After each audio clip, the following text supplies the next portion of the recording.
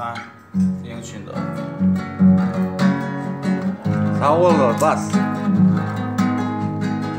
Koca hanım baktım onun gelen yar, neme sürten min kıyvime min deyan.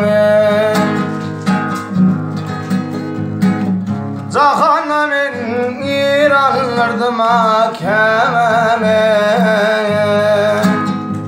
canım alan zanizime min deyan, min deyan.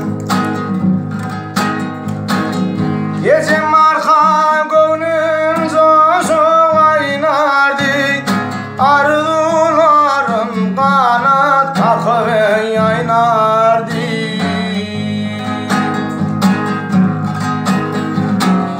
Oğlu bilene dostun ali oynardı, dostu oyan ödecime min deyen, min deyen, min deyen, ülkeveme min deyen. Akıl başta olur güdür güyüde, teyvi yürekte var aynası gözde.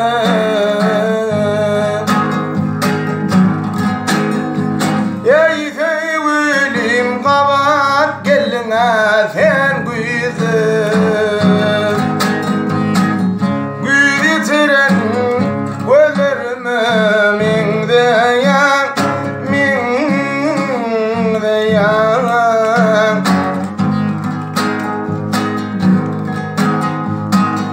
Yiğit çıktım gördü özün kıymeyi, unutmadım akabem deyin feymeyi. Ondan afidemdim fennen kaymağı,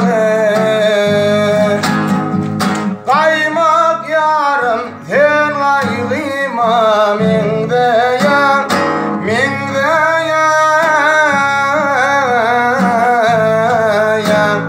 min deyan, ülkedeme min deyan.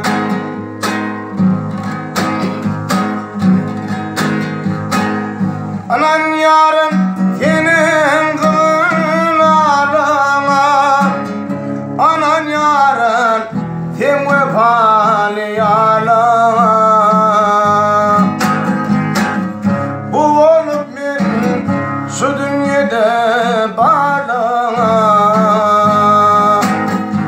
sığır yazan sen dünyame min deyan, min deyan.